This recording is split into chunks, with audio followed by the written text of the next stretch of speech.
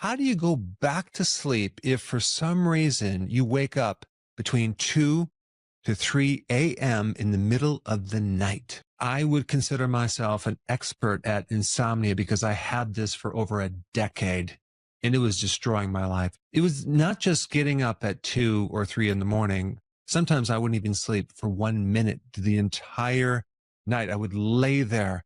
It was basically torture. What's unique about 2 a.m. is something called the circadian rhythm with cortisol. This is a stress hormone. Cortisol should be at the lowest point in this rhythm at 2 a.m. and the highest point at 8 a.m. For me, everything was backwards. I was very, very awake at 2, but I was extremely tired at 8 a.m. in the morning. I tried everything. I even tried prescription medications. It didn't work.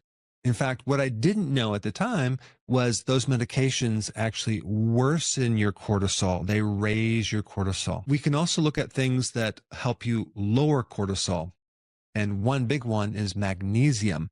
Magnesium has the ability to actually lower cortisol. And your cortisol can actually go up if you're deficient in magnesium. Also, if you're sitting there watching right now and you have any tightness in your muscle in your upper back, lower back, or if you point your toe, okay, and it cramps, that's a sure sign that you are deficient in magnesium. The type of magnesium that I would recommend to take is something called magnesium glycinate. It can actually help relax your muscles and help reduce cortisol. When you want to take it is at night before you go to bed. Towards the later part of the morning, right around 6 o'clock a.m., is when you have the least amount of magnesium in your tissues. This is also probably why a lot of health problems occur in the early morning, like heart attacks, stroke, restless leg syndrome, because a lot of these things are influenced by magnesium. One last indication of magnesium deficiency is twitching. So if you're getting this twitch underneath your eye or in your arm, that's a sure sign that you are deficient in magnesium. Magnesium controls calcium, and when you don't have enough magnesium,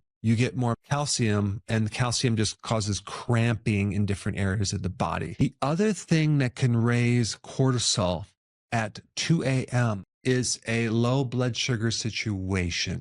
Let's say your diet is heavy in the carbohydrates, and so you raise your blood sugar, go to sleep at night, and the blood sugar goes down. Guess what happens when your blood sugar goes too low? The body's going to raise it.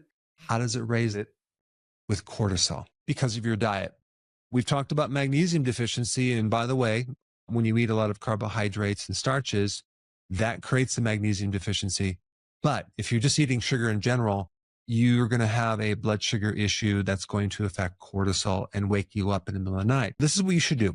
If you're getting up at 2 a.m., you want to evaluate what you ate the day before. Did you have refined starches? Do you go out to a restaurant? Did they give you something called MSG, which also can affect your blood sugar? Also, alcohol. Alcohol will really make you feel like you're sleeping, but you're not really sleeping that well. You're probably going to wake up at 2 or even 3. The snack at night, you're going to raise your blood sugar and it's going to kind of come down right around 2, and that can keep you up. So it's so important not to snack after 6:30. Let's say, for example, you ate very, very late at night and you ate a lot of protein.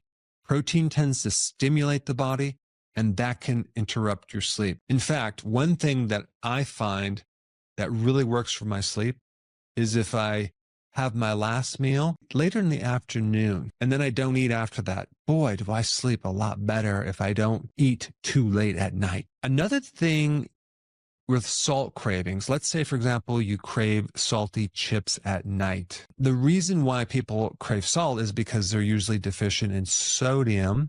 Sodium helps lower cortisol. When you're deficient in sodium or you're not having enough salt, your cortisol will go up. Add more sea salt to the meal through the day. Do that to the point where you crave no salt at night. Another thing that will increase cortisol is watching a suspense or action movie before you go to sleep. This is why I watch boring movies or something that's really light, because if I watch an exciting movie, I'm not going to sleep at night. It's also important not to have the blue light from this thing or your computer before going to sleep, because the blue light interferes with melatonin that helps you wind down and go to sleep. Another thing that can increase melatonin at night is getting enough sun exposure.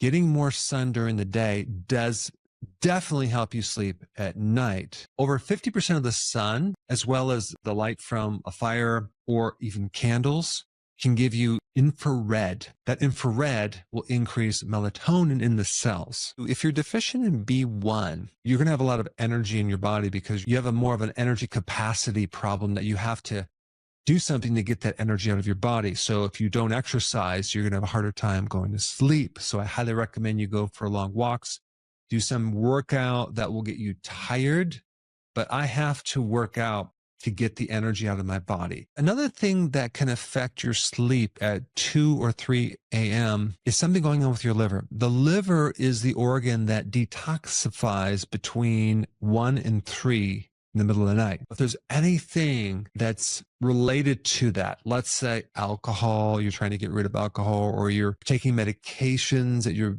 liver's trying to get rid of something, that can throw off your sleep. Take milk thistle before you go to bed. That's really good for the liver. Another thing that happened with me is restless leg syndrome. That is a classic B1 deficiency, or it's a magnesium deficiency, probably because you're consuming too many carbs. I was. If you can just fix that, you won't have restless legs anymore. It's a real easy thing to fix. Just start consuming natural B1 and magnesium before bed. Check your pulse rate, because if your pulse rate is too high, that could be a potassium deficiency. I remember one time I was trying to sleep and I noticed I felt this pounding, and I checked my pulse rate. I'm like, oh my gosh, my pulse rate is like boom, boom, boom, boom, boom.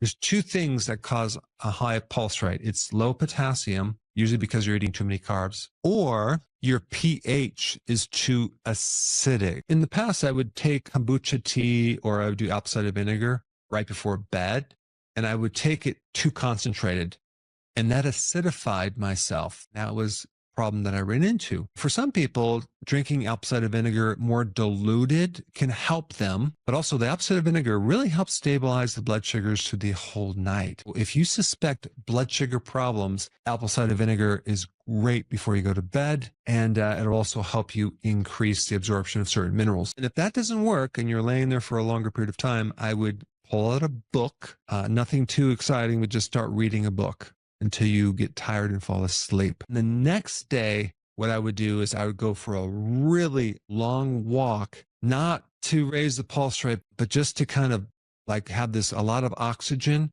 so you can kind of just drain out this cortisol and adrenaline that has built up. Go ahead and try these things, and then comment down below how they've helped you.